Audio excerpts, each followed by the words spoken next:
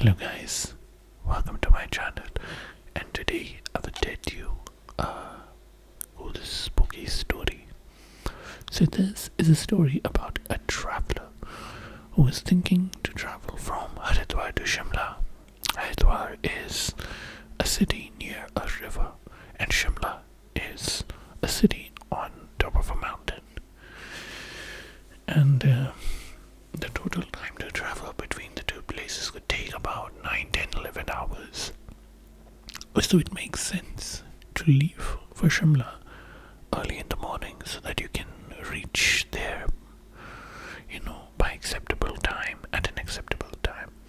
But our traveler decided to leave around the lunchtime.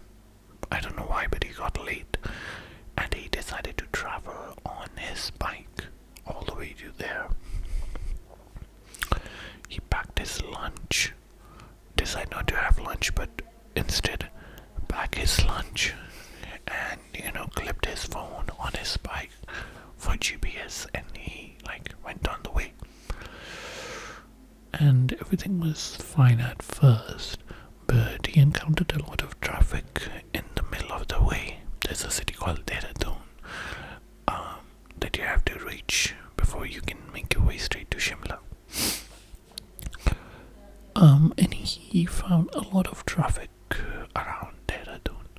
So by the time he was on the Shimla highway, it got dark and late at night.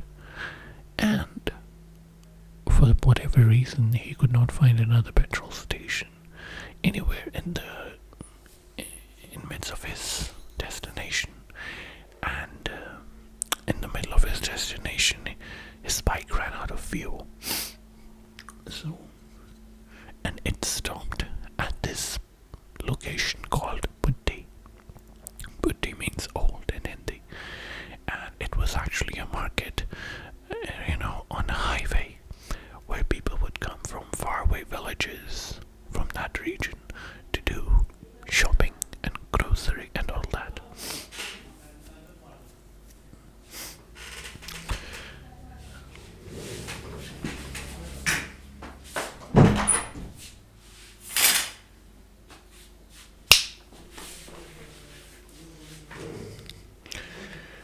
And by the time his bike stopped there, it was I think 10:30 p.m. in the night. His bike stopped there. He looked around, and the whole market was closed by then. There was no one on the road, and he was like, "Wow, some luck I've got, right?" So he kept looking around in the market. Every store, every shop was closed, but he did notice a board at the end of the market for a lodge where he could stay. And there was a number on that, a telephone number. So he took out his phone. His phone was also very low on battery because, he was traveling and using it for GPS. So he called that number. Fortunately, someone from the other side picked up the call and said hello. And a traveler said, "Can I get a room to stay?" The guy on the other line at the end said, "I'm sorry, but the lodge has been closed." He said, "No, please, I need a room for the night. My bike has run out of fuel. I don't know where the next petrol station is, and I've got to stay." The lodge owner said, "Well, you will find a petrol station 2 kilometers down the road." The traveler said, "Well, you don't expect me to drag my bike 2 kilometers down the road to fill it with petrol, right? So please help me out." The lodge owner said, "I'm sorry, but I can't do anything." And he put the phone down. The traveler tried calling the telephone again, but now the line was not reaching, as if it had been disconnected. So our traveler was really cursing his luck, and he had nothing else apart from his tiffin with his lunch. So he parked his bike to the side, started eating his lunch, and then on his WhatsApp he received a message. The message was from a new number, an unknown number, and it had said that, "Hi, I'm the lodge owner who you just had called, And I want to tell you that even though our lodge is closed, I could arrange a room for you for the night. And then the traveler tried calling that number. The number was not responding. And then he got another WhatsApp from that same number saying that this number is just for message, it's not for call. Look, if you want a place to stay, then down the road you will find an ATM booth. And in front of that ATM booth on the other side of the road, you'll find a room to stay. So what do you say? The traveler said, yes, of course, thank you. I need a place to stay anyway. So he accepted it. And the lodge owner had also mentioned that, in the morning after you have stayed, please make sure that you pay 150 rupees as the staying charge. The traveler said okay. He tried his bike down the road. Eventually he found an ATM booth, and in front of the ATM booth he found this small house. It looked old, it looked dilapidated. The traveler said, I don't care, I just need a roof to stay anyway. So we went there. There was no lock on the room, just a padlock. Like, it wasn't locked with keys. So he undid the padlock. He went inside, and that house literally just had room of one. It was a one-room house with a bed and a table. Traveler said fine. He hopped on the bed. The bed was right next to a wall which had a window that was closed, and there were no fans inside. So the traveler, he decided to open the window for some ventilation. He closed the door from inside, and he opened the window, and suddenly, like, this icy cold chilly air hit him, and that was very shocking because the wind was not that cold outside, so why is it hitting him so hard in here? And then he looked through the window and he saw like this empty, like, piece of land filled with graves. Grave where you bury dead people. All the graves were painted in white color, and they were shining really bright under the night. There was no light in the night, and it was shining bright. So the traveler decided to do another message to the lodge owner and told him that, why there's so many graves around me here? You didn't mention anything about that. The lodge owner said, oh yeah, I forgot to mention. But don't worry, you just stay inside, you complete your rest, and you can leave in the morning, no problem. The traveler said, but this is very spooky location. I don't know if I want to stay here, maybe I should leave. And then he got the message saying, don't you dare leave this place. I dare you, I warn you. Traveler wrote, why? Then in response the lodge owner said, because if you leave this room now, and if something happens to you, I'm not going to be here to bear any responsibility. The traveler said, okay. And then the lodge owner did another message, said one more thing. Do what you want, but make sure you are asleep before 1 a.m. You should not be found woken up, awake during 1 a.m. Traveler said, who would check on me? The lodge owner said, I don't know. It's a small room in the middle of a empty road. But keep that in mind. Alright. Traveler said, okay. But the traveler was scared. He could not fall asleep now. He tried very hard, but he could not.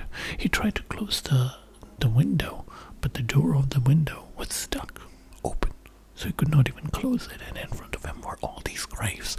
So he turned to the other side. He tried to sleep. He couldn't fall asleep. So then he decided to count, like, in descending order from 1000 all the way to 0. Maybe that would help him sleep in his mind. So 1999, 998, 996, 997, 95, 94. He kept doing this. Then he reached to 700, 600, 500, 300, 200, 100, 10, 9, 8, 7, 6, 5, 4, 3, 2, 1, 0. He was not feeling sleepy even after that, because the cold wind was still coming from the window, and that made him shivery, and he wanted to go to pee. Now he was thinking that should I risk going outside to pee when there's no one around, or should I wait all the way till morning to go to pee?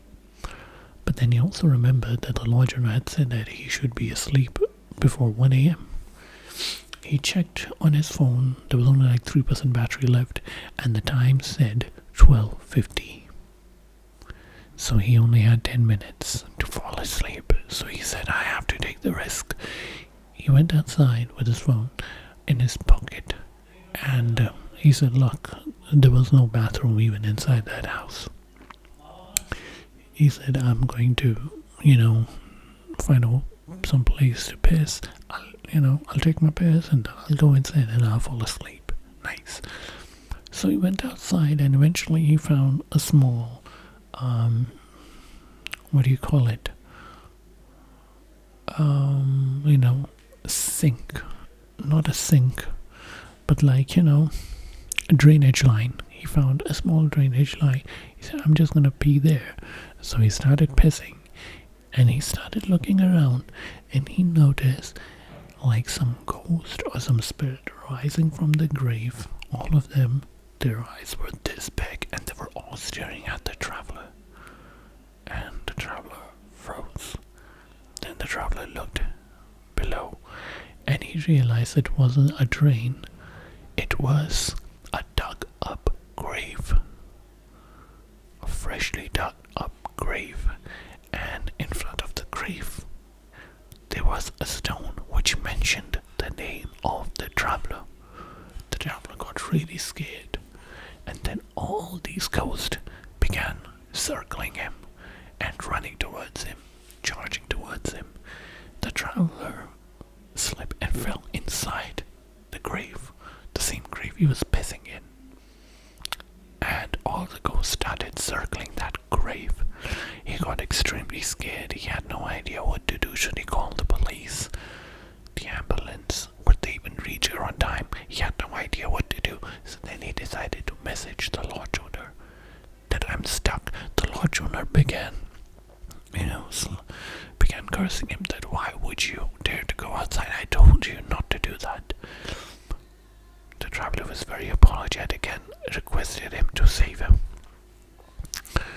So the lodge owner after a while wrote, how much money do you have?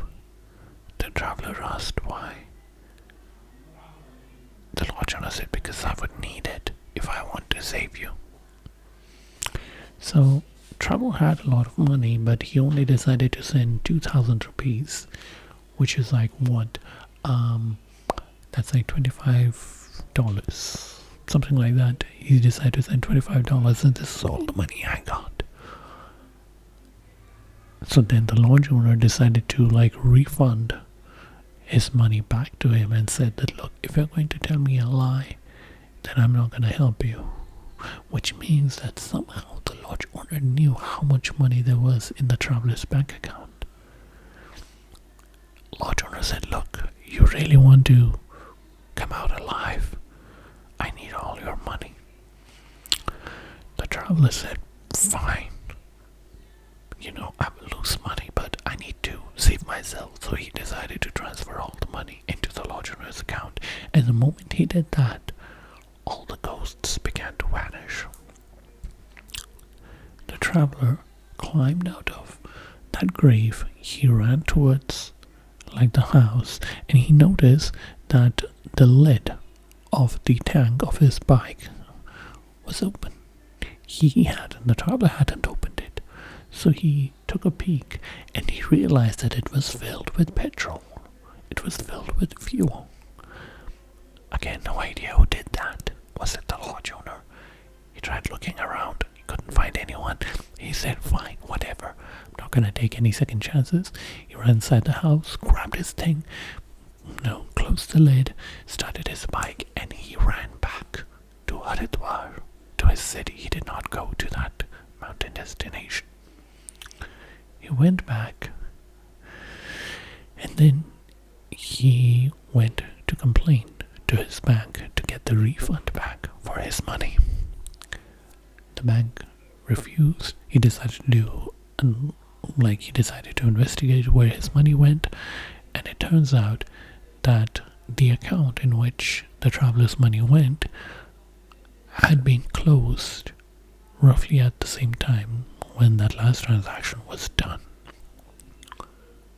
And there was no detail available on the account holder. It was deleted from the bank's database. So then he decided to go back to Buddhi, that same market on the highway, but this time during daytime, to investigate. And he met with some of the store owners, their shop owners there, and he told them that, I call this lodge, and, this happened with me.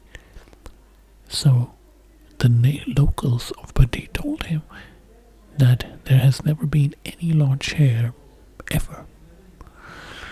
And the number that he tried to then search for the number and the telephone number and the phone number from which he got the WhatsApp message,